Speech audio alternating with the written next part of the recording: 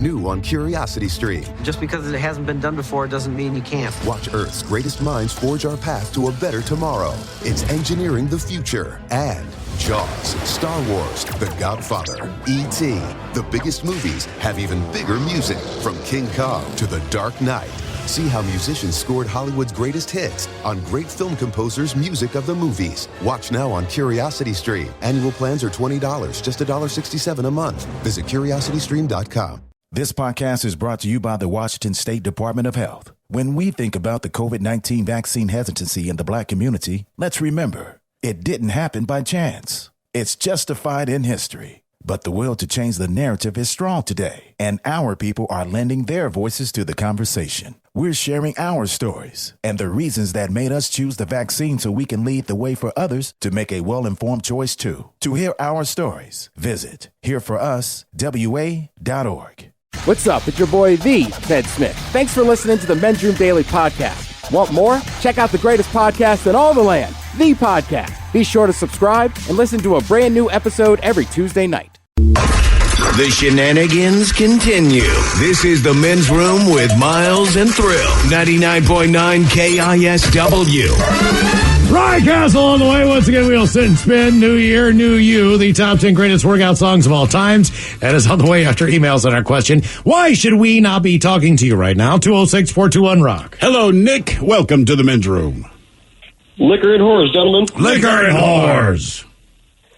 All right, so I went out for some target practice with a few of my friends, and after we were done, I ended up getting pretty wasted. So my ex, she didn't really drink too much, so she was kind of my designated driver. But even though she was sober, she always liked to drive like a psychopath, and I had a few of my rifles in the back seat, and we were about 5 miles away from my house, and she decided to rip through the gears and got my car, let's say, about 1:30, and next thing you know, we're getting lit up, and the windows in this car were broken, so my ex didn't really know what to do, so she popped her door open, and as soon as she popped her door open, the cop just flipped out, ended up pulling his gun, told us to get the F back in the car and get our hands in the air, so we were both kind of freaking out since there was a gun being waved around in our faces, and I had a road soda in the car with me, too, so I kind of ended up hiding that behind my leg, and he walked into the car and saw that we weren't really threatening, but he also saw the rifle cases in the back seat, so he ended up asking me to roll the window down and ended up telling him that it was broken, so he popped the door open and my beer fell down onto the floor. I'm like, oh, damn, so I ended up just kind of hiding the beer with my leg, and as soon as he opened the door, he's like, oh, wow, it smells like straight-up alcohol in here, so he ended up questioning both of us, and by this point, he put his gun away, and since my ex was sober, they actually let us go, even though we were going over 130 on 512. Wow. He let you go? Yeah, completely. I guess he was so scared and panicked out that once he saw that he didn't even ask for any of the serial numbers on my guns either. Because every time I get pulled over with guns, they always end up running the numbers and detaining us for a while. So it's great. I bet you're white. I got 100 on white. Right. Yeah. Ding, ding, ding, ding, ding, ding, ding, ding, ding, ding. Damn. Mm-hmm. Why should we not be talking to you right now? 206-421-ROCK. How'd you guess? Hello, Candy. Welcome. Hello, Candy. Welcome to the Men's Room. Candy. Mike wants us to wait for Candy. I smell sexy. He says continue on from Candy. No, yeah. He says take the candy. Candy's gone. Take the candy and go. No, we don't get any candy. Man, I wanted some candy. No candy today. No candy. Thanks, we just played the song introducing her. Mm-hmm. You know? That's kind of mean. Maybe we'll have sex this time. Hello, Juan. Welcome to the Men's Room. What's up, buddies? Hola! What's happening, Juan? Hello? Juan? Yeah, you there? We got you, Juan. Go ahead. Oh, okay. Well, here goes a good one. Reason you shouldn't be talking to me is because I got picked up and took into Mexico. You got picked up by who? By ICE or by, like, some kidnappers? What?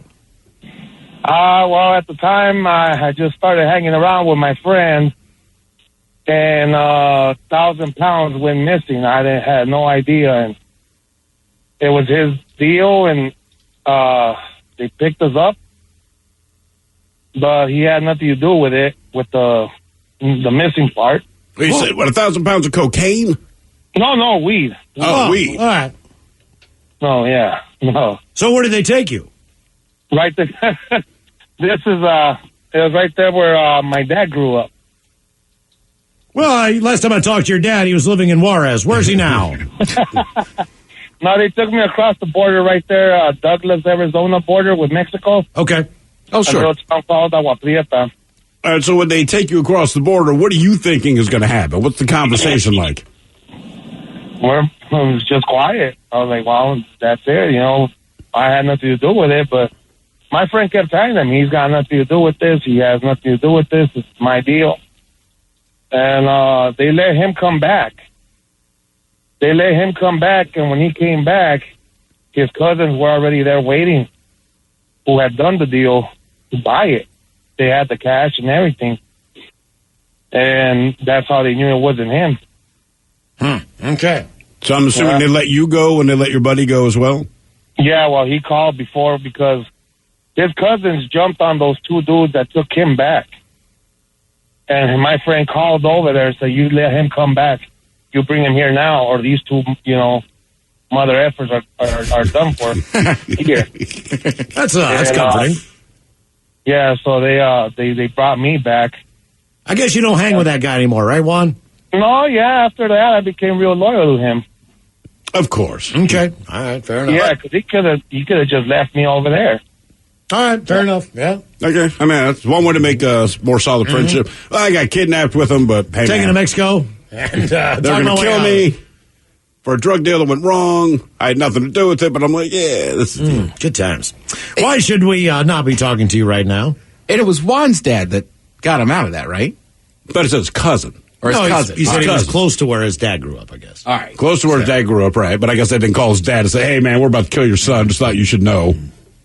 Yeah, I'm trying to understand where the loyalty built in. Well, because they let his buddy go. All right. And then as I understand it, then his buddy's cousins jumped on the two guys that had abducted them and said, hey, you got to let our boy Juan go, too. All right. Well, that adds up. Sure. Adds up, yeah. I'd still be like, bro, I deeply appreciate it. Need some space. Why should we not be talking to you right now? 206-421-ROCK. Maybe I would have pooped myself then. You know what, man? That's the time to poop yourself. That's a solid time to poop yourself. All right. Apparently, Candy is back. Hello, Candy. Hello, I'm back. Sorry. Hola. Hola. I was crossing the street, Moses Lake, Washington. People in the office that I was going to go pay my bill. I was watching everything. I was in the sidewalk. First car stopped for me on my right here. The second car didn't see me. I stepped out in front, and they screeched to a halt so close that I reached out and put my hand on the hood. And then I walked into the office. The person in the car just sat there stunned, and they couldn't even move. I went in the office, and everybody's like, oh, my God, are you all right? Are you all right? And I'm like, I'm okay. And I went home, told my husband, I almost got killed today. He's like, oh, that's nice, dear. About a month later, he went into the office, and they told him that, they almost watched me die. And he came home, oh, my God, are you all right? Are you all right? I'm like, really? Well, that's the way it works. You don't believe the person you're with. Right. You need someone else that knows that person to tell you the exact same thing. Candy, here's an example. I found out that place that just opened up down the street, honey.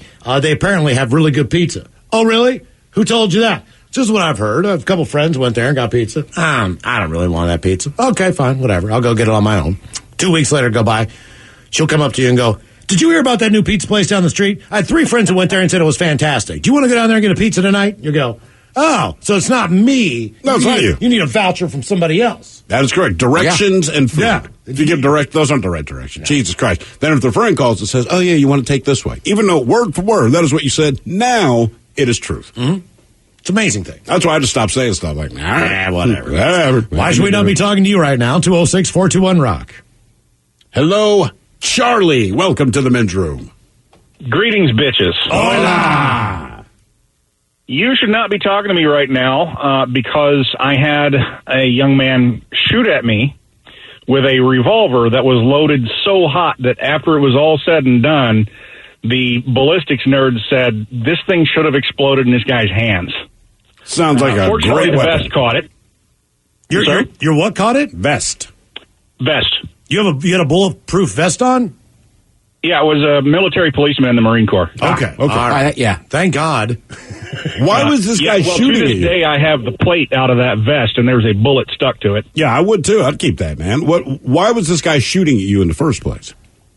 Because he was stoned out of his mind on God knows what, and was somewhere he shouldn't ought to have been.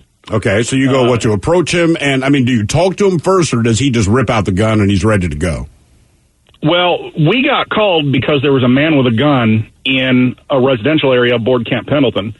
So we roll up, and this guy's got no shirt on, basically rolling around in his underwear, and, just not making any sense. And we're like, hey, we tried to approach and make contact in the normal way, and he just came around with that gun and, let one fly, and that was that. So, what kind of underwear was he wearing? I don't know. I think that would be a telltale. That'd be a telltale sign. You know what I mean? This guy's got untidy whities, man. Watch your ass. Yeah. Had he already been shooting the gun? Why should it exploded in his hand? Well, because the ammunition he was using was not off-the-shelf ammunition. It was a hand load with so much powder in it that it probably should have broken the firearm. Huh. Okay. Was that the only time you got fired at being an MP?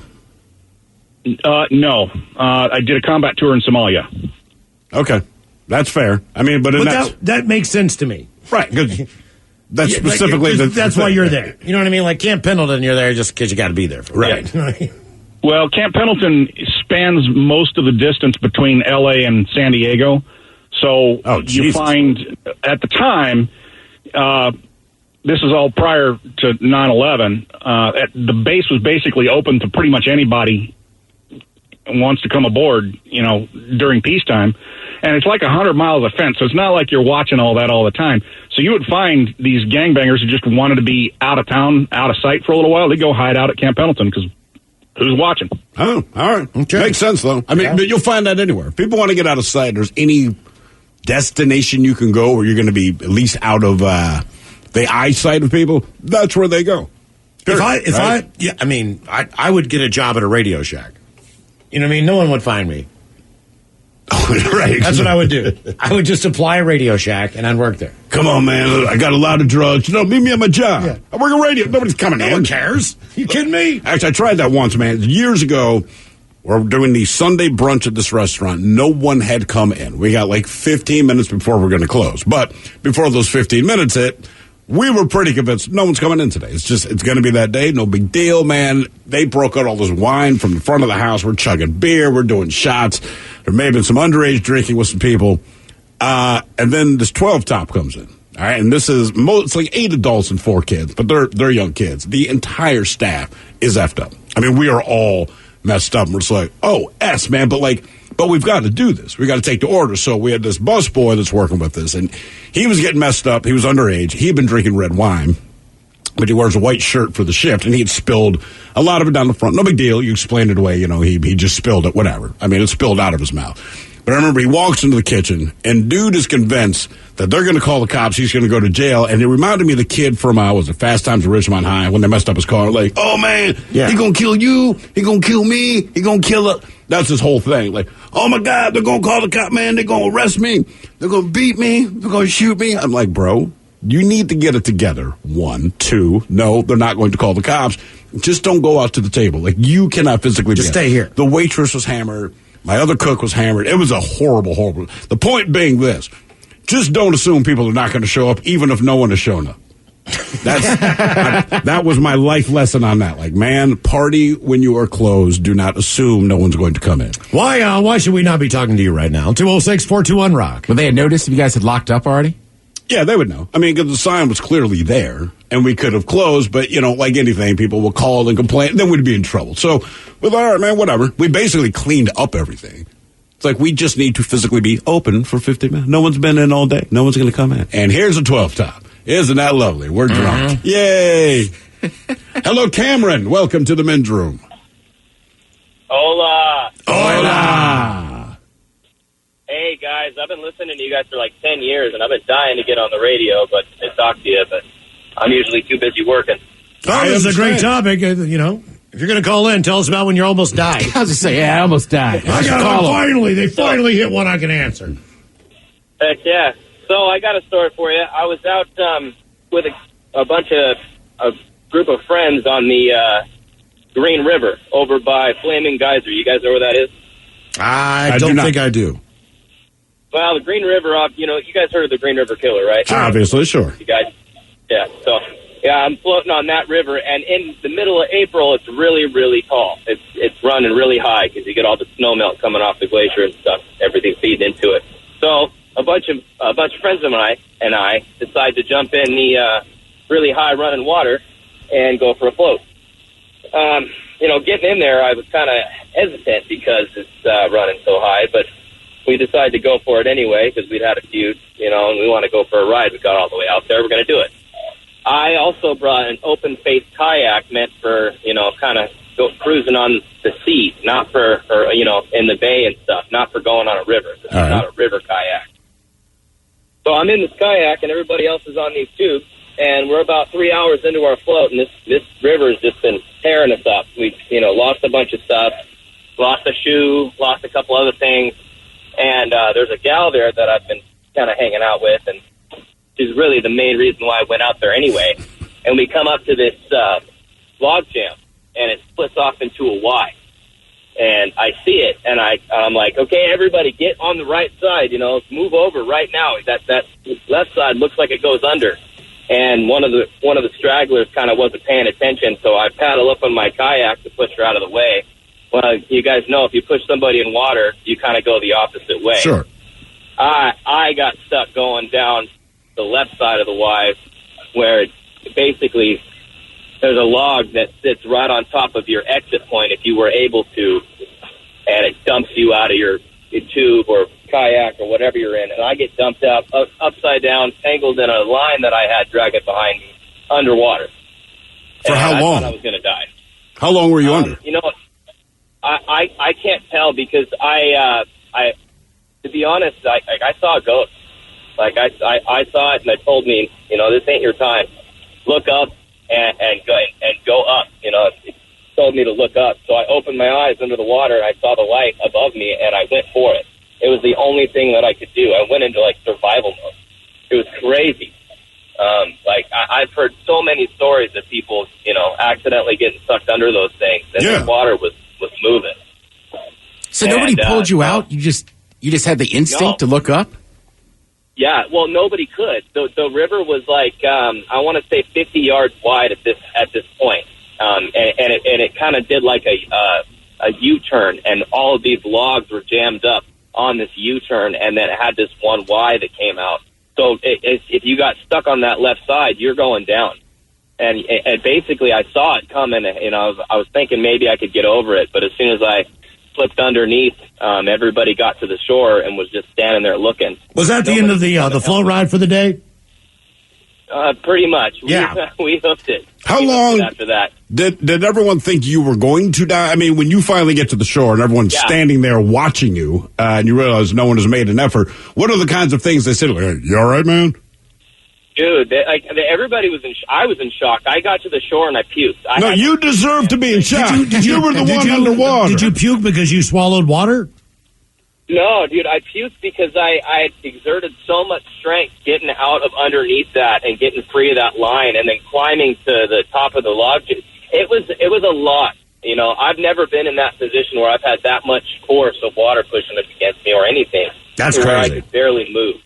Yeah, it had me pinned. I ain't kidding you. I saw it, and it told me it ain't my time, and I gotta look up. Were you like, are you sure? Because I'm trapped under the goddamn log, bro. Am I the guy you mean to speak to? You think that ghost went up to your buddy and said, hey, why don't you try to help his ass? Yeah, exactly, dude. And the funny thing is while that was happening, I managed to save the kayak. Going into survival mode. Dude, I got this crazy brute strength, and I pulled that kayak out of underneath that log jam and used it as a turtle shell to swim across because of the water was obviously pushing so hard. I could barely swim anyway. How long did it take you to get back into your kayak? I mean, as far as doing that again, going out again? Minutes. Dude, it felt like 45 minutes until I got it finally free, and I was beat.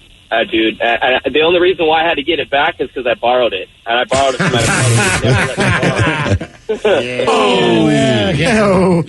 He did so well. Once again, Metro Colors, here are the 7 words you can't say on the radio. Sucker, mother, and please keep those words in mind when calling. Now, back to the program. Why should we not be talking to you right now? 206-421-ROCK. New on Curiosity Stream, she was a loving wife, a devoted mother. She also stole atomic secrets and gave them to the Soviets. Meet the woman whose deception kick-started the Cold War on the spy who stole the atom bomb.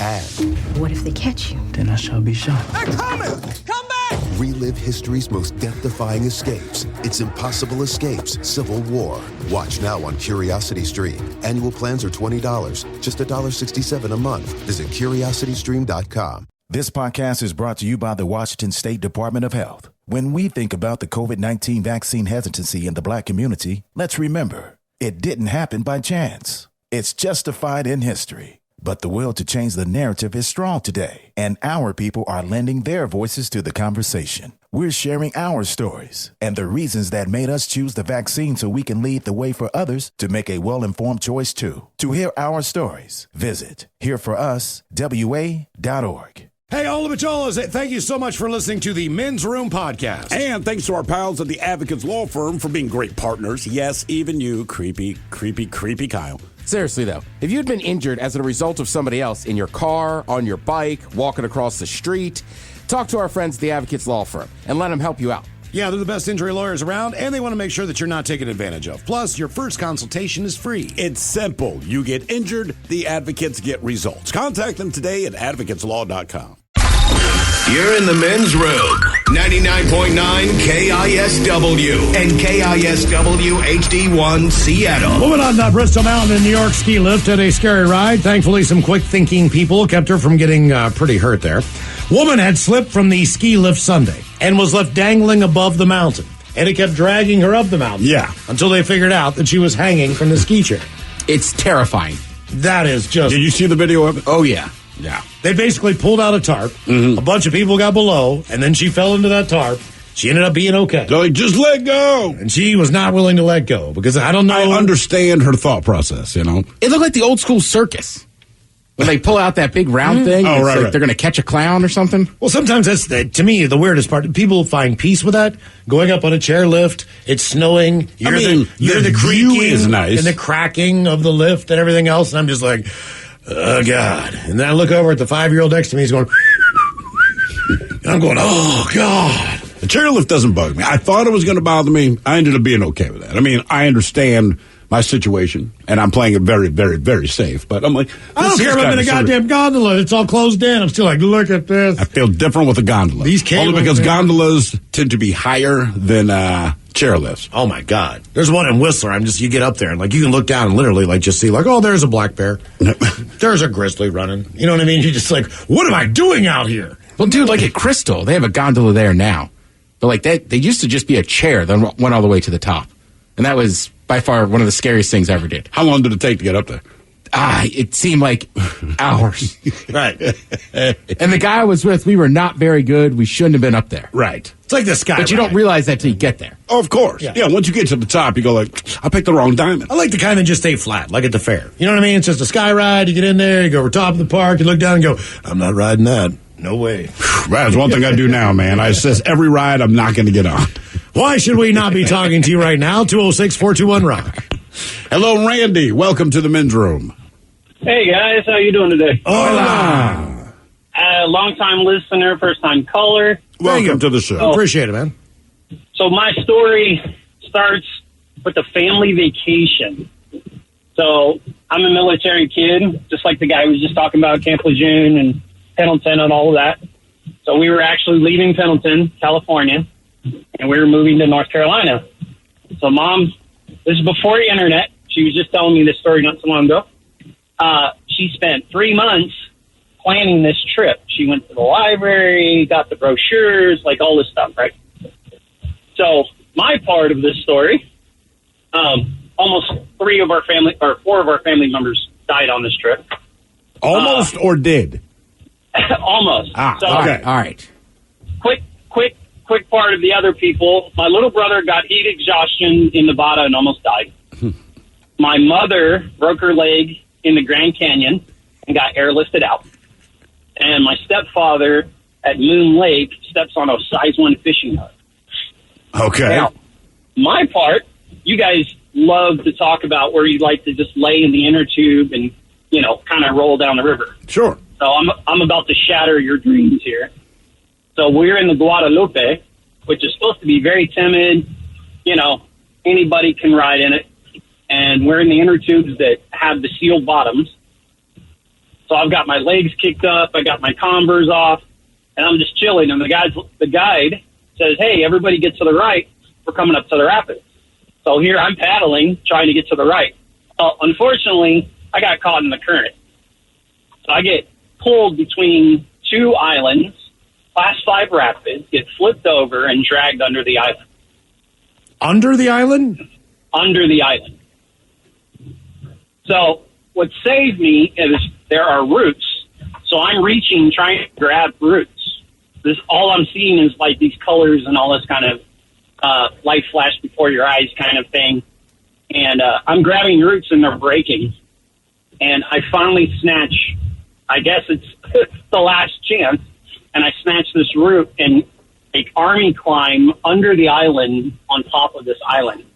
And my family is like, all they saw is the inner tube disappear down the water. So they have no idea what's going on. So that's one of the, I like 6 life stories there. Yeah. Who was the first to almost die on the trip? I'm guessing your brother, because you said Nevada and you're coming from California. My little brother, All right. yes. He, we were just out, in Vegas. We were staying at the Circus, if you guys remember that place. Uh-huh. And we decided, we were going to go running around and all of that. And he got heat exhaustion and ended up in the hospital. So he almost died from it. See, I thought you were going to tell me some exotic story, like you guys were climbing some mountain in Nevada. Out all day. We ran on the water, and then my brother almost died. No, I'm at Circus. And the goal is to go get a cheeseburger. And my brother was running. And next thing you know. Yeah, right. A couple of comments here. It says, as a kid, standing in the bathtub, grabbed an electric heater. Luckily, it fell out of the tub and not in. You are right, Chris. We would not be speaking to you. Mm-hmm. Someone else, this is short and to the point. Skydiving 6 years ago. I died 3 times the first night at Harborview. Did your parachute not open? I'm guessing. I mean, that's the only thing I can guess, right? You went skydiving, you died 3 times in one night. I'm assuming your parachute didn't open. Then it says, hi, guys, Lori here. Hi, Lori. I almost died when I'd given myself too much insulin. I woke up to 5 firemen in my bedroom asking me if I could count to 5. I giggled and said, of course I can. All this after my husband had called 911 because he couldn't wake me up. Mm-hmm. It's always amazing when you wake up and there's firemen on top of you. Well, sure. It's crazy. Yeah, especially when you don't pay for it. Yeah, because you're looking up and you're like, damn, dude, you are huge. Well, it's weirder when they're not wearing any clothes. Right. I mean, those guys are big. Why should we not be talking to you right now? 206-421-ROCK. Hello, Aaron. Welcome to the men's room. Oh, Darren. It's Darren. Sorry about that. Darren. Welcome to the men's room. How you guys doing today? Doing great, Darren. Thanks, man. Okay, this was way back. I was in elementary school. We had an air conditioner, 2 parts, big part in the house and big part outside the window. Mind you, I lived on the 14th floor. So it's getting wintertime. Okay, it's time to take the air conditioner out. It would not budge. So me, my mom, and my aunt were lifting, struggling, shaking it, moving it. Nothing's happening. Finally, I opened the window, and they already left the room, getting ready to call a maintenance guy. Me, I was like, okay, I got it. Lifted one last time, and out it went. And me being the go, I got to save it, I pretty much was halfway out the window before I realized, okay, I should not be doing this. How I got back in the house, I have no idea. Wow. Did you just let it go, I'm guessing? Yeah, I saw it. I went and grabbed, don't know where I was at, and next thing you know, I'm back in the house going like, whoa. Yeah, I mean, those things are light. You know, you don't want to drop at 14 floors. Right, taking a window air conditioner out is not good. There's no screen. They're back heavy. Yeah. They're heavy as hell anyway. Ah. Man, oh, man. No, thank you. And then you could have killed someone below you. But see, that's the decision you make. Do I hold on to this and try to pull it? Oh, I'm going out the window. Hey, I hope you're not below. Like, sorry, man. If I got to pick, I'm picking someone else. Yeah, those things are terribly awkward to move. They are. Yeah. I didn't realize how heavy they were. And I guess we moved to Baltimore. It's the first time I had like one of those units, and I'm 14. My dad, same thing. Winter's coming. Take it out yourself. Like, no problem. Dude, I busted up the window frame. I mean, it did not go how I thought it would. And then it started to smell like a freezer that needs to be defrosted. Mm-hmm. You know what I mean? Yeah. It's just got that weird metallic. But you know what? That metallic brings you relief. Like, yes, it does. Breathe in the chemicals, brother. 70 degrees. Just buy the kind that sit in your living room and you stick a hose out the window. That's right. You got one of those big ugly ones, right? Oh, I used to have one of those. Yeah, so did I. I burned through a couple of those bad boys, man. They're worth it. I burned through one. Yeah. They're needed. The problem is, man, just for your bedroom. You know what I mean? Just one room in the home. That's all you need. Seattle specifically, if we get a heat wave, it only lasts for like 3 days, right? But it's the longest 3 days of your life if you don't have air conditioning. Like, I never just buy the things. I'm like, dude, it's only a couple of days. It's not going to last for a month. It's never going to get hot here, right? But those 3 days, I mean, it is miserable. Oh, so I'd say it's a week or two. A week or two? Yeah. Really? You should get a week in like the 90s. Not in the last couple of years. As soon as I got air conditioning, it all changed. It was like, as soon as you got central as soon as I got it, man, like, it's going to be great. I'm going to survive a heat wave. We haven't had one left. I do remember Not that. even one. I remember, Not even one. I mean, goddamn, at the end of last year, man. Remember, I was like, what do we make? Do Labor Day? We were talking about this yesterday. And then all of a sudden, the smoke hit. Mm-hmm. Yeah. It's like we just got to summer finally. And it's supposed to be a beautiful day. I remember that day. I think it was Labor Day itself. It was going to be one of the most gorgeous days in Seattle history. And all the smoke blew in. And it looks like it does right now. Except there was smoke. Right. So now it's like you can't even go outside because it's just not healthy. It's unbelievable. Yeah, that was so awkward. What a terrible year. Why should we not be talking to you right now? 206-421-ROCK. When I was a kid, my cousins had one upstairs, and their bedroom was like, I don't know if you'd call it the attic, but it was. But that space is yeah. But I mean, that was like a thing. If you spent the night at their house, it was like, Aunt Barbara, like, can we turn on the AC yet? And they'd always be like, no, you got to wait till like up there 7 or 8. Yeah. At least you didn't go on That's road the trips. hottest room in the house, But man. it was the same rules. You had to wait till nighttime to turn it on. Oh, Ted, man, when I was a kid, we get in the car and go like someplace for vacation or whatever. But ultimately, you got to drive out of the mountains of West Virginia. So, and the mountains are pretty steep, and it takes a while to get up them. And a lot of switchbacks. It's not like a 4-lane highway going off the road. And I mean, the first thing that your dad would do is he'd turn off the air conditioner. Oh, I don't want to pull the engine too much. Because we're going to drive up. I'm just sitting in the back seat, just sweating my ass off. Just like, turn the air conditioner on. And as soon as we get to the top of the mountain, like, turn the air on. And finally turn the air on. Like, don't want to take too much out of that motor, though. Don't want to turn this air. It ruins my gas mileage. Yeah, you're right. Like, come on, dude. I've had a car break down going through that area. Same time. Summertime. Blasting the AC. Yeah. And just, I don't know if that was the reason, but I'm like, it happens. I remember we were taking a family trip to see the relatives in Houston.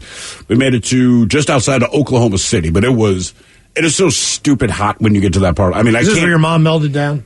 Yeah, and parents try to play it kind of cool with each other when the kid, because we're young kids, but we had a Volkswagen bus, man, and there's nothing you can do. There's no air, even if you have it working air. It was just a weird tension, man. You could feel it, whatever. So we pull off the side of the road, and my dad is taking, and again, this is just a standard family trip that nobody wanted to be on, but here we are. And we're pulling into a mechanic shop, and my brother and I are looking like, man, it's hot.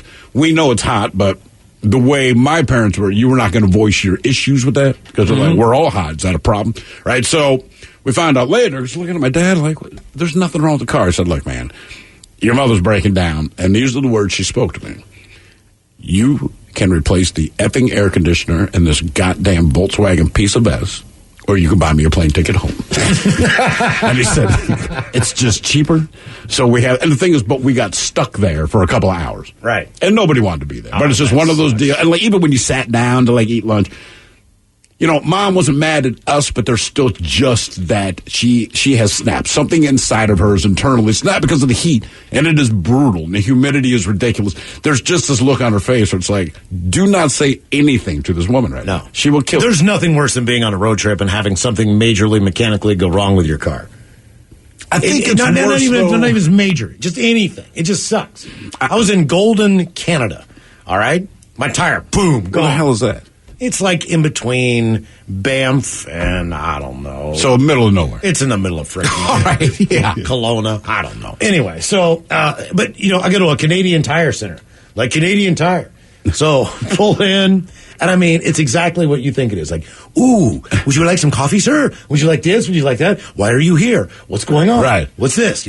So this dude just comes running in, like, we're in the waiting room. He comes running in with a tire. He's got it in his hands above his head. It's like, I found the nail. The dude just runs back in, patches it up. We're on the road. It was the weirdest, friendliest experience of sitting in like a Mr. Tire for 2 hours ever. 2 hours. Oh my God! You have like powdered creamer as an option. It's one of those places where you're drinking out of a styrofoam cup with crappy powdered creamer. But you're just trying to pass the time. Yeah, you got to do something. I know, but there's a couple of things that just need to change universally. And we pointed this out. As much as they charge for healthcare, because everywhere else in the world, it just doesn't cost as much. So it does not cost as much as we spend. But for all the money that you get, improve the goddamn TVs in the hospital. Right? I should not see No. This is a multi-billion-dollar racket going on, and there's this 9-inch 1978 RCA TV sitting up there. So get better TVs, and then any place that has a waiting room, the implication is that you got to wait. Can you just have better coffee? Because, we've got to wait. That is why you, in fact, have a waiting room. We understand it. We get it. It's fine. Take your time. Do what you got to do. But why is the coffee so essy, and why is the creamer so essy? I'm stuck here. So when you say, do you want coffee? The only reason I even make coffee when I'm at a waiting room is to give me something to do for the 2 minutes it takes. Because in the end, every sip is awful, right? It's terrible. I feel like if you own AutoZone, buy an espresso. I mean, something, man. Help us out. Keurig, anything. Just help us out. Why should we not be talking to you right now? 206-421-ROCK. That's a big town there, Miles. Got almost 4,000 people. Yeah, I swear to God, when I pulled in, I was just like, oh my God, visitors. Can we touch you? I get a selfie. What are you doing? You want to spend the night? Hello, Dalton. Welcome to the men's room.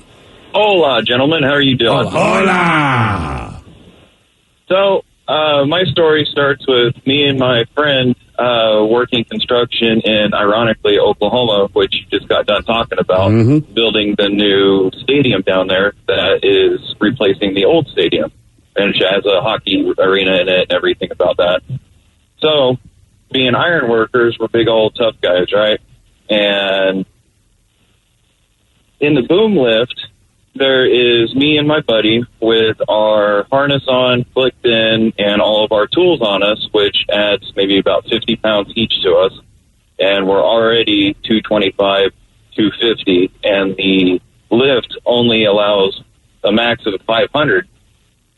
So we're already pushing it, and our boss told us to bring up this bent plate, and we needed to take it from the ground all the way up to the 6th story. So we loaded up onto the boom lift, and of course this bent plate is every bit of 200 pounds. We get up to a certain angle, and the basket decides to turn 90 degrees straight down, while me and my buddy are hanging on for our dear lives to try to stop it from falling out of the basket and killing 2 people on the ground that are next to a loud gas welder. So we're yelling down at them to move out of the way, get out of the way, and I feel the basket, the 2 tires, start to lift because it's at that certain angle where it's like a fulcrum. Oh, God. So we start screaming our heads off, and there's about 100 people working at this job site, right? The 2 cranes that are doing a critical pick, they're lifting about a 750,000-pound double beam to support the whole stadium, basically. All right. And 2 of my buddies are in another lift about 60 feet up in the air with us, and they look over and they see that we're in trouble and we're almost going to tip. So they tell the crane operators that they need to help us because it's a serious thing. And I don't know if you guys know anything about those boom lifts or anything, but while you're up in the air that high, they don't move that fast. So the guys were coming over, and they had maybe to travel only 50 feet to swing over to help us. They finally get to us, swing underneath our basket, and start lifting our basket up and helping us put this vent plate up to the 6th floor. Needless to say, me and my buddy, we're done for the rest of the day. Yeah, you get to go home and drink a beer after that. Yeah. Now, who plays in there now in that arena? You said hockey, yes, but what minor league hockey team plays in there? I'm hoping it's going to be the revamp of the Barons, because when I was down there, me and my late ex-wife would go to the Barons games, and that was the first time I saw hockey. So we went over there and we saw the hockey games and everything, and I'm really excited for the Kraken up here, and I'm going to try to get season tickets. No, yeah, bro. Start saving now. I mean, I don't know what kind of income you've got, but that is not a cheap ticket. Oh, I know. What do they average? What do they average a game? I don't remember, but my wife and I'm I not put too in sure to about get into the season ticket thing, when they first announced it, and we did, and you have the opportunity to pull out. So they've gotten to the point now where they send you the spreadsheet of how much it costs. I'm like, we're out. Can you buy like a fourth of the year package where you buy X did amount not of see games? that. I think they'll probably like offer Mariners? that. But right now, what I saw was you were just buying the season tickets. Because my sister does that with the Pens. Sure. She buy like 12 games. I'm sure things will change, right, once the team kind of establishes itself. But as they were sending us the information on this, I'm like, we cannot afford this. I mean, it could be done, but then you ask yourself, are we going to go to, 40, 41 home games? Right. Like, if we don't go to each and every one of them. We were hoping you would get them because you weren't going to go to all of them, and then we could score some of those tickets. Well, I even said that to her. I was like, look, man, I got no problem because we know how that works. You know what I mean? It could be Sounders, it could be hockey. Like, hey, man, I got extra ticket, not going to the game, but I could not justify the cost in my head. I'm just banking on people not being able to get to the arena. Count on that, man. If you're putting it back in a residential neighborhood. Or like, park. Sure. Yeah. Why should we not be talking to you right now? 206-421-ROCK. Hello, Ray. Welcome to the men's room. Hey, how's it going? Hola. So, man, I could fill the airtime with half the stuff I did when I was younger that I shouldn't be here. But one of the ones that stuck out is when I was 16. I worked at the McDonald's there in Gig Harbor right when it opened up, and my friends and I we'd take home, borrow the boards, the trays that they serve the food on, and we made our own sport called McDonald boarding, where we tied a rope to the back of my buddy's S10, and we stand on these things to go skating around. Okay. So, anyways, we got a little older, drinking age and whatnot, and, we moved up to the big city, Tacoma, and we decided, hey, you know what, we're nice and liquored up. My buddy's driving, of course. And so, strike one. I'm on this board. We're on Bridgeport, or we're on 19th going towards Bridgeport, and he's just blaring down the road. Light turns red. He doesn't notice. He just goes right through. Long story short, I end up, quarter of an inch away from getting sideswiped by incoming traffic. Are you being pulled and riding on a McDonald's tray? Oh, yeah. Yeah, and we'd have a stack of them because they would get eaten up by the road, of course. So when you started to be able to put your finger through, we just chuck it in the back of the truck, grab another board, and go to town. So when, I guess, traffic comes to a stop, does your buddy ever come to a stop, or does he just keep going? Oh, no, he finally came. Well, he ends up coming to a screeching halt, which ends up throwing me off the board, knocking me into the tailgate of the truck. I narrowly missed some cars. Everybody's honking. It's not late. It's about 10 o'clock at night, nice and dark. Concrete's wet. And I just hopped in the bed of the truck, kind of pounded on the top of the cab and said, hey, let's go home and never do this again. And he just laughed and said, yeah, it's amazing none of you banged your head, you know what I mean, off of a fall and really hurt Miles, yourself. you haven't trained doing McDonald's boarding, which will be available at the next Olympics. I was at BKU. It was a brown tray, not a red one. Oh, yeah. Well, they're not made for the road, bro. No, they're Everyone not. knows that about BK They're trays. off-roading. Right. Yes, exactly. Ryan Castle on the way. We will sit and spin with the top 10 greatest workout songs of all times. You are listening to The Men's Room. New on Curiosity Stream, she was a loving wife, a devoted mother. She also stole atomic secrets and gave them to the Soviets. Meet the woman whose deception kick-started the Cold War on the spy who stole the atom bomb. And What if they catch you? Then I shall be shot. They're coming! Come back! relive history's most death-defying escapes. It's Impossible Escapes, Civil War. Watch now on Curiosity Stream. Annual plans are $20, just $1.67 a month. Visit curiositystream.com. This podcast is brought to you by the Washington State Department of Health. When we think about the COVID-19 vaccine hesitancy in the Black community, let's remember, it didn't happen by chance. It's justified in history. But the will to change the narrative is strong today, and our people are lending their voices to the conversation. We're sharing our stories and the reasons that made us choose the vaccine so we can lead the way for others to make a well-informed choice too. To hear our stories, visit hereforuswa.org.